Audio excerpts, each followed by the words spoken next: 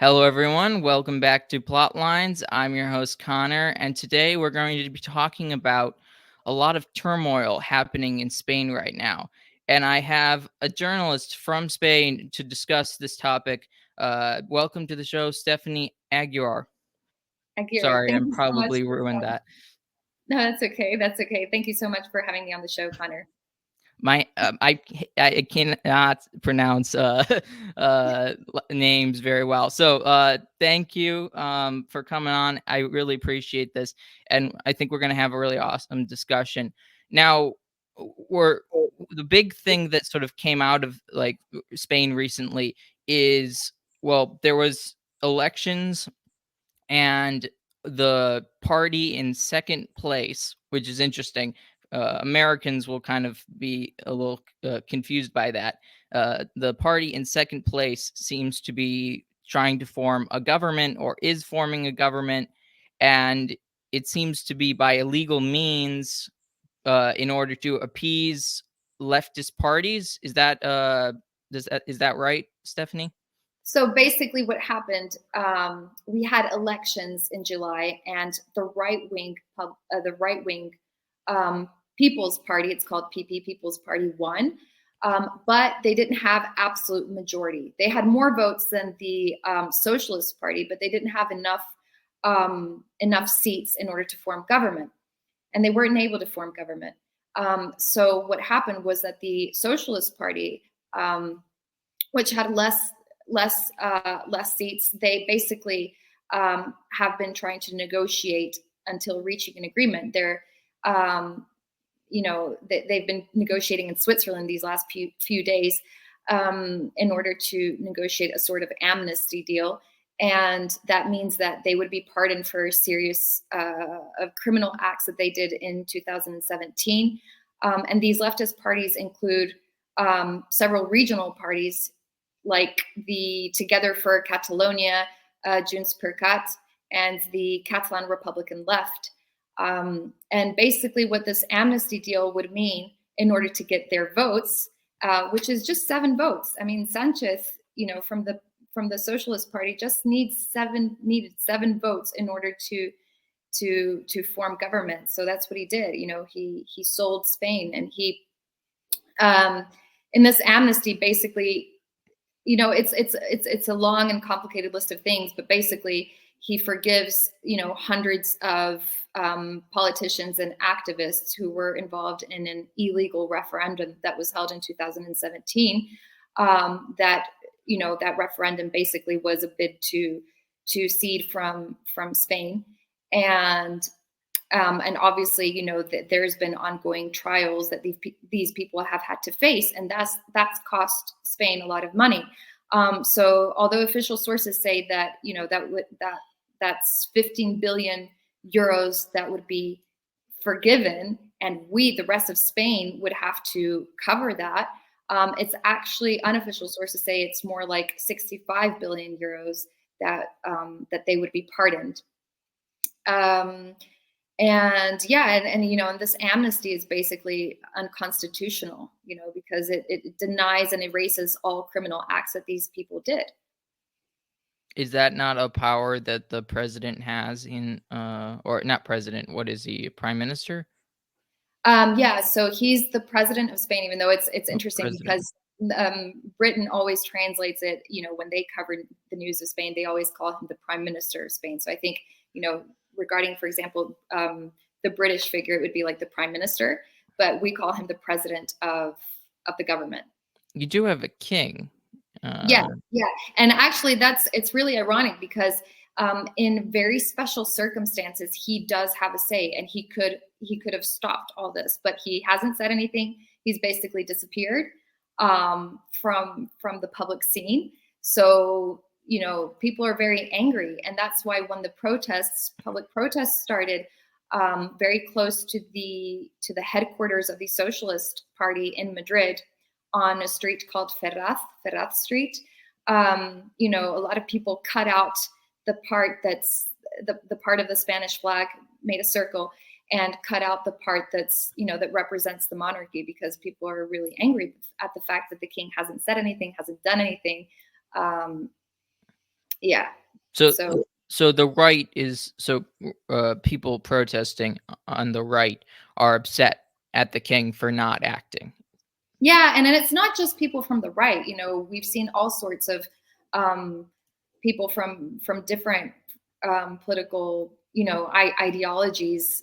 You know, go protest on Ferrat Street. Actually, it's at a crossing of Ferrat Street with another street called Marqués de Urquijo, because the police doesn't let people protest right outside the headquarters of the Socialist Party. So they put like a barrier when protests initiate, which is at 8 p.m.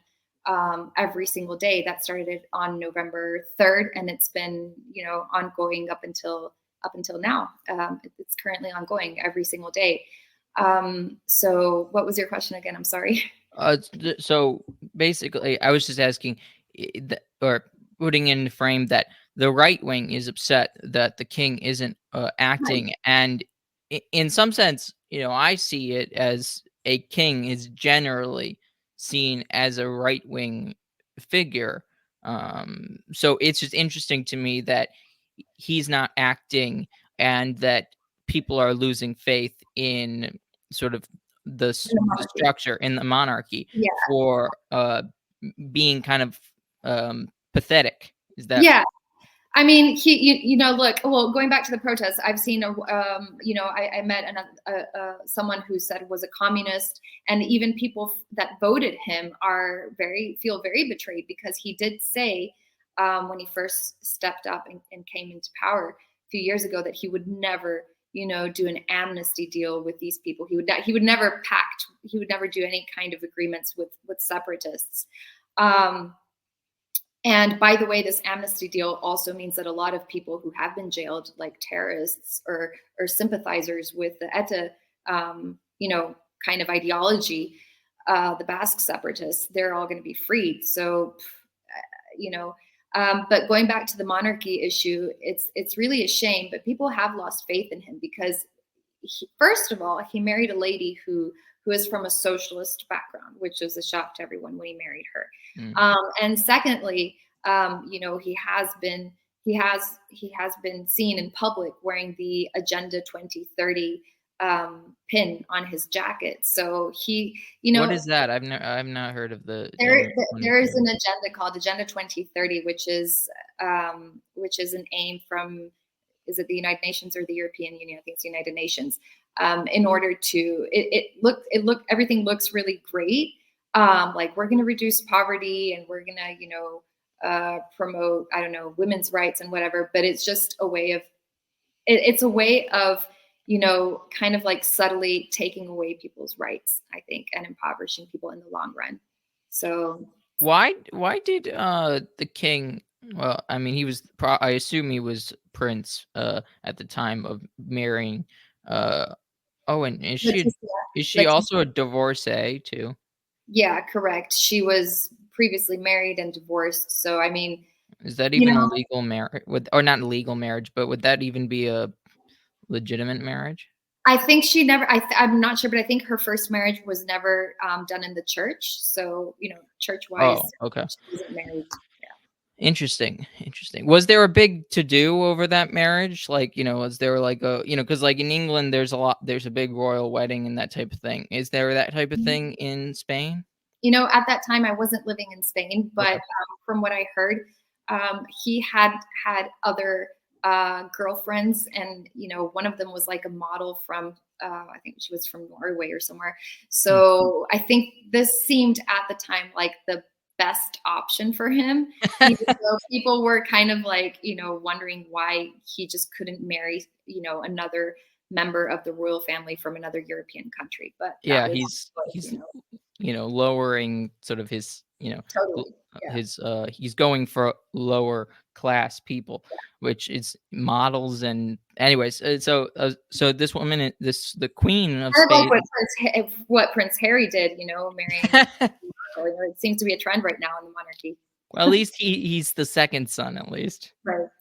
there's a good succession, at least for theoretically for the British at the moment. Um, but there's also I saw there's an article. on the European Conservative about how Spanish teens are also becoming uh, unhappy with the government, or they're dissatisfied. They don't feel confident in the government. Right. So Uh, I was really surprised when when I first started going to these protests and kind of I wanted to see what that was all about. And I saw lots and lots of teens, 18-year-olds, even minors, I think a few minors, yeah, several minors actually. But young people are really fed up and they see that unemployment is skyrocketing in Spain. There's no future and they're really fed up. So I think it's good. I think it's a really great sign that young people are taking to the streets, and they are concerned about the future of Spain. And I'm pretty sure that they've heard from their parents and their grandparents stories from the Civil War and lots of things that are going on now in Spain. Kind of, it's kind of like a deja vu of what happened right before the Spanish Civil War in the 1930s. There was also an amnesty deal there was also before. assassinations too, There was right? also assassination. There was an attempt of assassination, a few weeks ago from one of the founders of the right-wing party Vox. So He was, lots and lots, and I lots of thought, things. did he get assassinated, or is No, he? Oh, no. I he's mean, alive. and yeah, yeah, he's still alive, and I Oh, think it's okay. because it coincided with a feast of Our Lady. So it Oh, was, I wow. think it was the feast of Our Lady of Almudena, which is the patroness of Madrid. So the guy missed the shot. I think he aimed for his brain, and it went from his jaw in one Oh. side and out the other. I don't know if this is like maybe sort of uh something that's not being translated out into the like English speaking world, but I've been thinking that he was killed. Right. So I think that the problem that we have in Spain is getting news out there.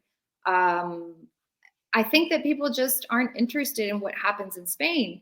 And there's also the fact that there's always been kind of like a rivalry between the Spanish, Spain and the English speaking countries, dating back to when Spain had its empire, which included all of Hispanic America and a good part of the U.S. Like at least half of the U.S. that all belonged to Spain, as well as the Philippines. Yeah, at different So, points too. right. The French exchange and the Spanish exchanged Louisiana once or twice. Uh, so yeah, Right. So I do think that there's kind of like a trend, to kind of ignore what happens in Spain, but it's a shame because, as Tucker Carlson said when he made a surprise visit here in Spain at one of the protests with Vox leader Abascal, he said, what happens in Spain is really important because it's kind of like what's going to happen, 10 years down the line in the rest of the world. yeah, So, that was big. Getting Tucker Carlson, having Tucker Carlson interview one of Vox's leaders, because you're right. Like, there's not a lot uh, of attention put on Spain, even though it does seem like it projects what will happen in the future. Because I mean, in the 30s, the Spanish Civil War was basically a precursor to World War II. right. Yeah, yeah, yeah. So So so this also, there people are claiming that the assassination attempt was ordered by Iran. I, yeah, but that was I mean that I think those are false claims and they have absolutely you know no uh basis no basis whatsoever because I mean Iran is busy enough with what's going on right now in the Holy Israel. Land. So so Yeah, I mean no, I it just seems weird. Why would Iran like Well, the thing is, care this that much? guy, the guy who they attempted to kill, um, he basically did at one point help an Iranian party which is in exile right now. Um, there is a misconception of Iran, generally speaking. I think in Spain, I won't get into that right now, but he did help this party a lot, and they're basically like the liberals of Iran. So it doesn't really make any sense. I don't think he knew that. Well, yeah, because there's a lot of, like, misconceptions, I think, across yeah, different, across international sort of languages and, because people sometimes see as the enemy of my enemy must be my friend, but right, really, but uh, it's not always the case. they might wanna kill you just as much as your enemy does. Like, it Yeah, and so they went out publicly saying, this Iranian group that's an exile political group, they went out on their account X account saying that it had been Iran, but then again, they do blame whatever happens in the world.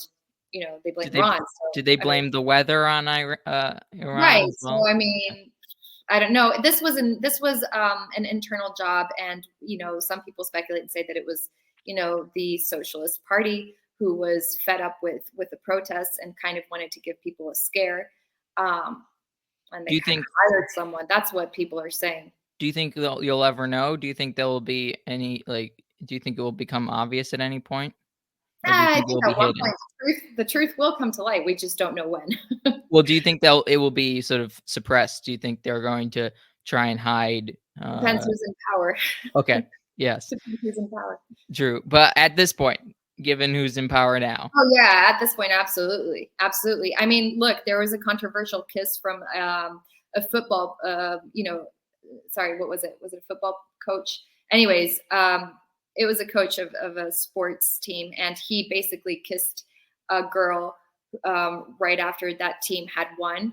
And this was on national media, and then they said that he should go to jail for having kissed her in public. And that they spoke about that issue. His wait, last name is Rubiales.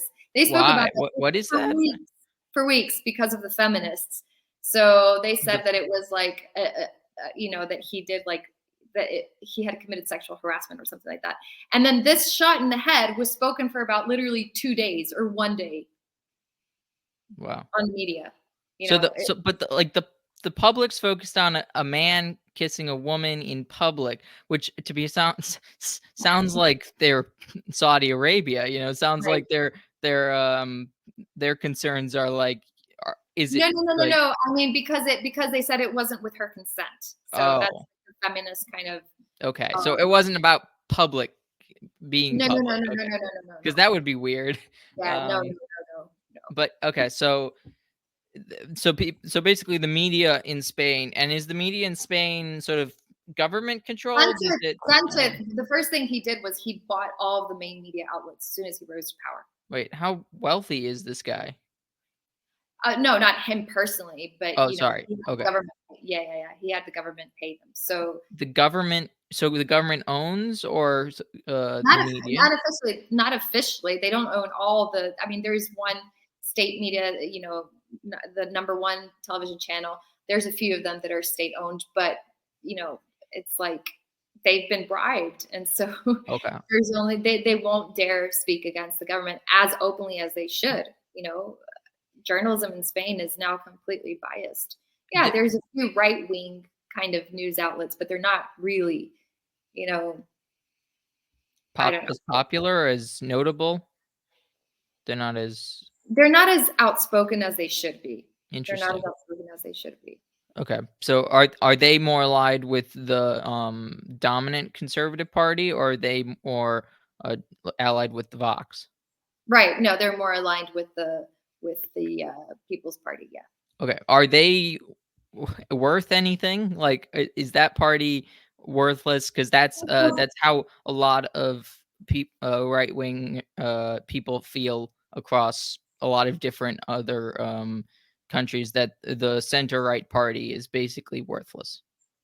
Center right party here is worthless. I mean, Okay. look, they completely support abortion. Okay.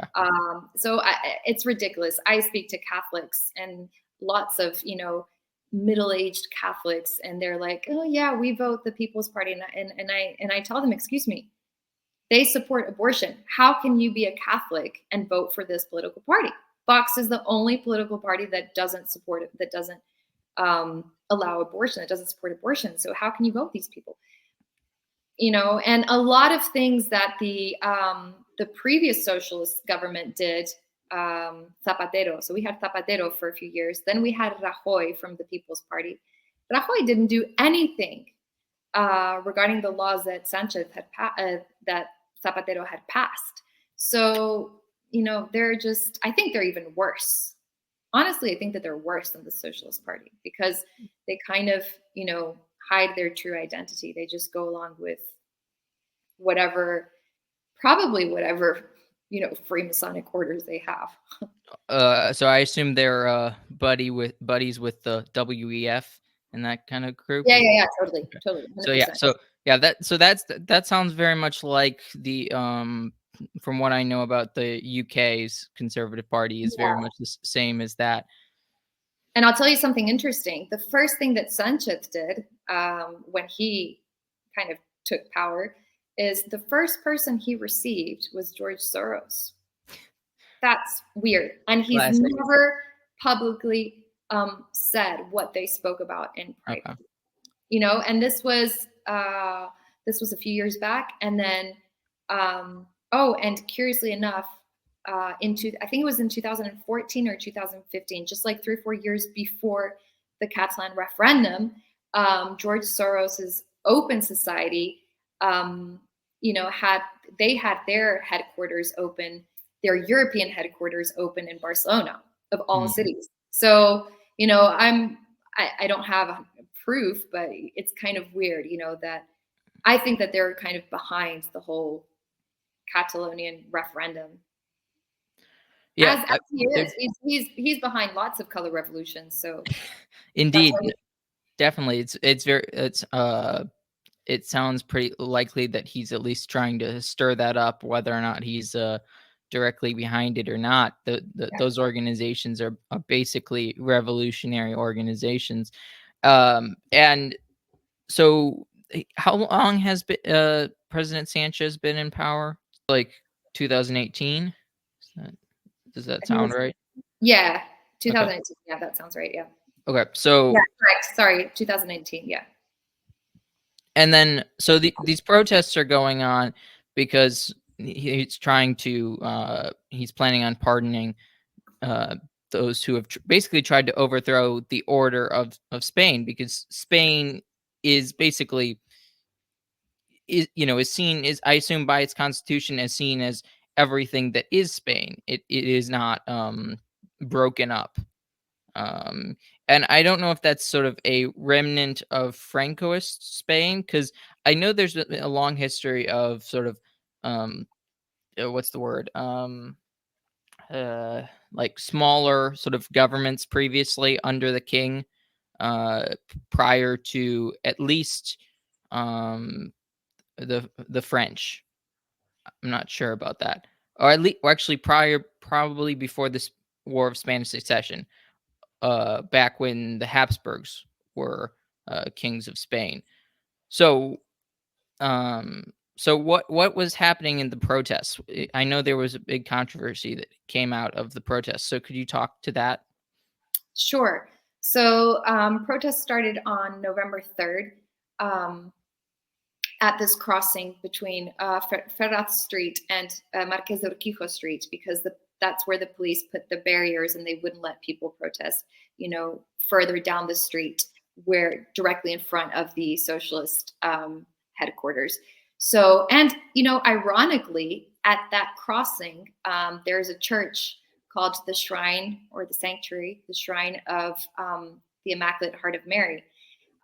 So a few days after protests started, which they began peacefully, but then all of a sudden one night, I think police just had orders from the government. We don't know exactly what happened, but they just started, being very brutal against peaceful protesters, which included lots of children, included lots of elderly people. And they just started using tear gas, which is illegal, by the way. And people, I know, I heard about a lady who had an asthma attack and, had to go to hospital. So a lot of people got really angry after that happened. I think they just wanted to kind of end the protests and go home and have dinner, the police. But people got really angry after that, and more people started attending these protests, which have been going on since then.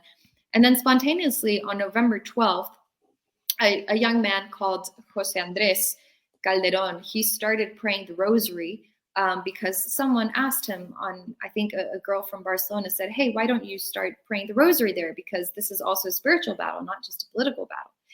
And so he started organizing a group of people that would pray outside the sanctuary, outside the shrine, the Rosary.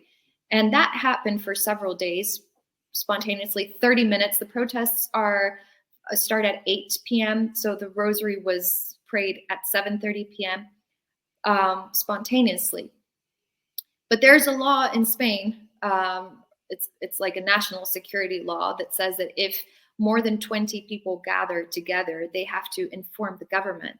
And if the government doesn't say anything, then you can continue and gather. And if the government has a problem with it, you'll receive a notification, probably via email, telling you that you cannot gather with these people and demonstrate.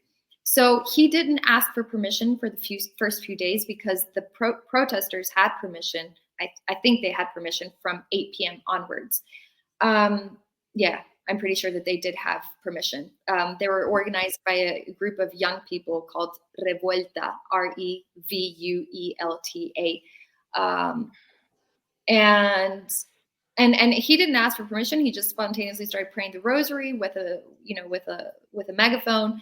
And then one day, I think it was like over a week ago, like 2 weeks ago, a police officer came up to him during the Rosary. I was actually there praying with him, saying one of the mysteries, and got him out of the Rosary and asked for his ID and asked for his full name. And so after that happened, he got worried that maybe, they were taking down his details in order to send him a fine because he hadn't informed the government that this Rosary was going to take place. And so after that, he started informing the government every day, sending an email, look, we're going to do this. And for several days, the government didn't, well, it's called the delegation, the government delegation. So it's a representative of the government who has to deal with all these issues in every single region of Spain. So he basically got a notification like a few hours before a Rosary, like at 6 p.m. and the Rosary was supposed to start at like at 7:30 p.m. and is saying that he couldn't pray the Rosary. And so he still showed up. And I showed up. He hadn't told me anything. We showed up there to pray. And when I showed up, there was like a couple of policemen telling him that he could not pray there, that they had received the same notification, that he hadn't been granted permission, and that if we did proceed to pray the Rosary, every single one of us would be fined.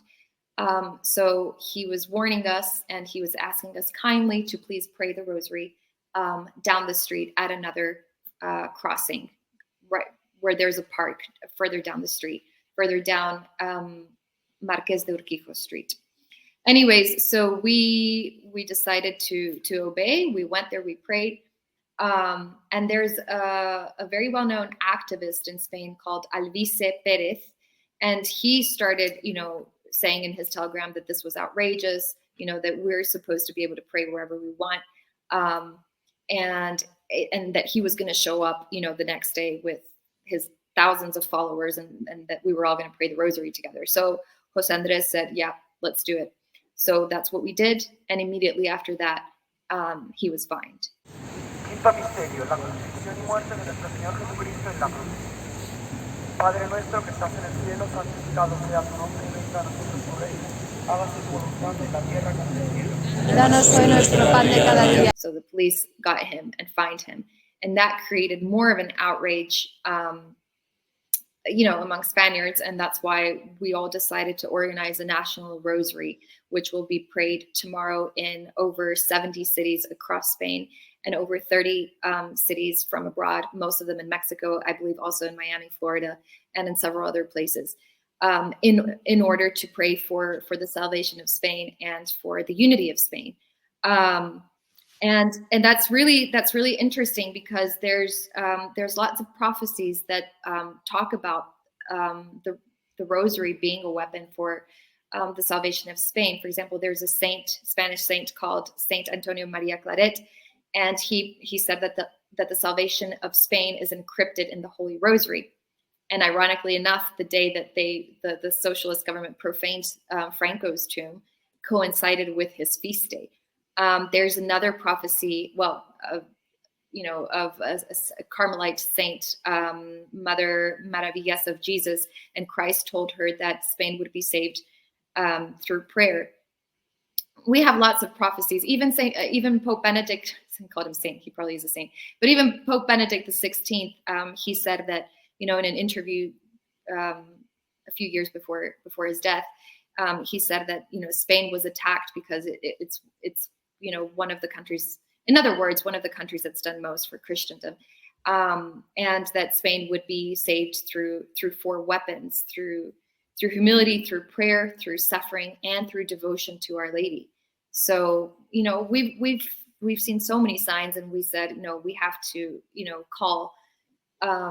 convoke a national rosary for the salvation of Spain. And lots of people, as soon as they heard about Jose Andres being fined simply for organizing a public rosary there on Ferraz Street, they immediately joined and said, yeah, we're all going to pray. So it's been a surprising outcome.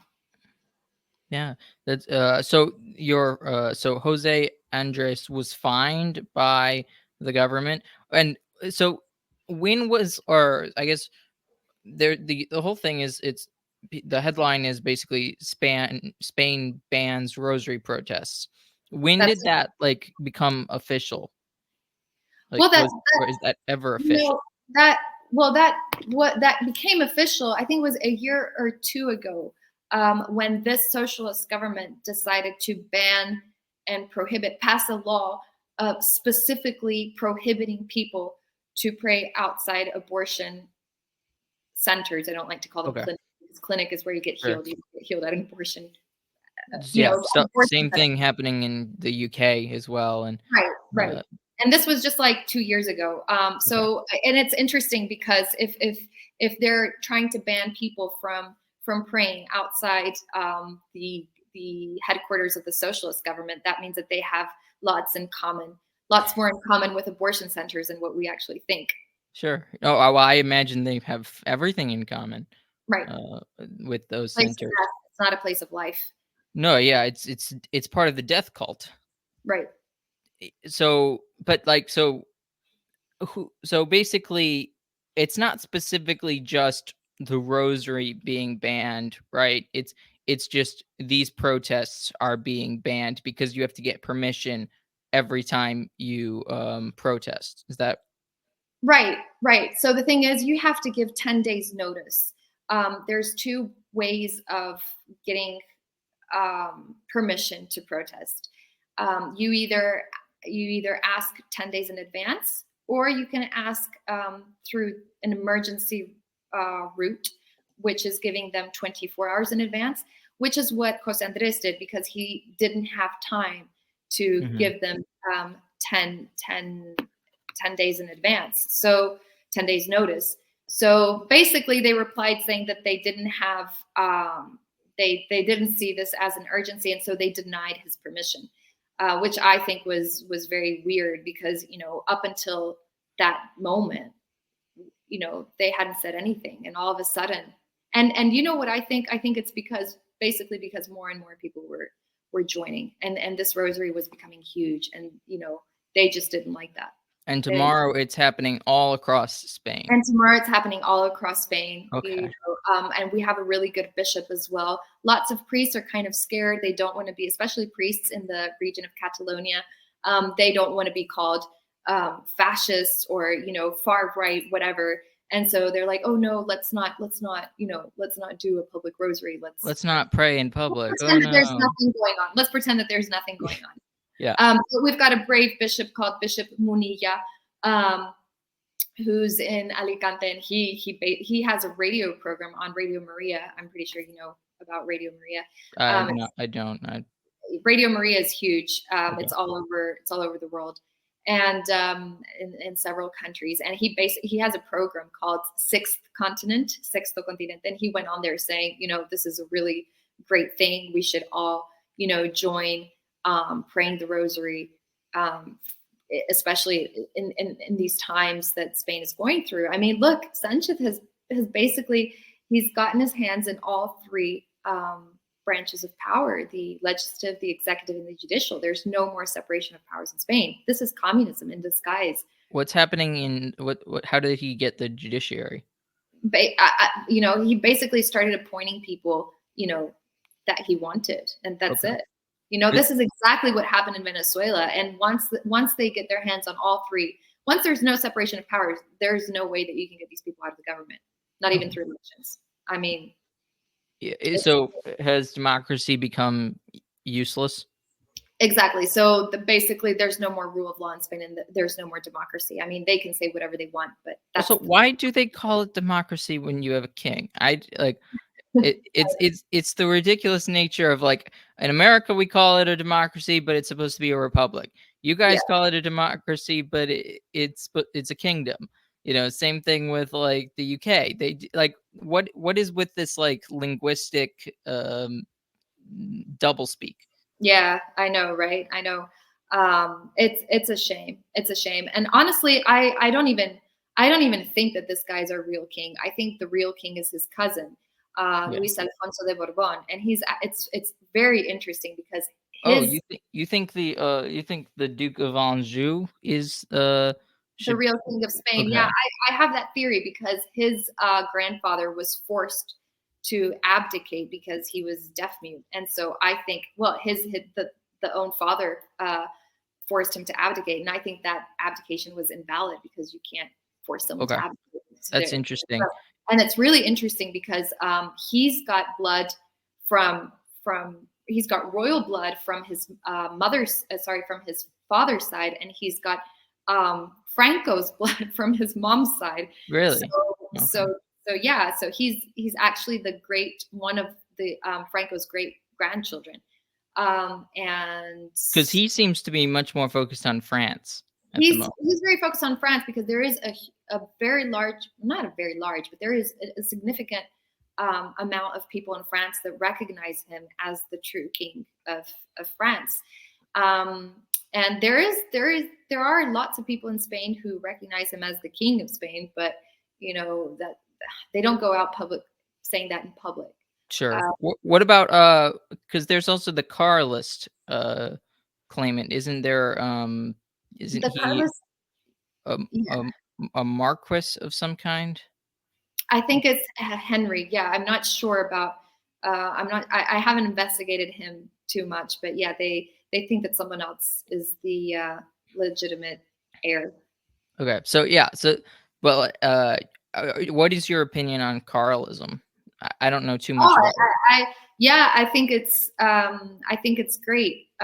They basically, they were the ones that right after the French invaded Spain, they and liberalism was really starting to take root in Spain. They basically are the ones that um, kind of led all the wars against that. So they basically unite politics with religion, which is what really what we should do, because liberalism is condoned by the church, but it's complicated.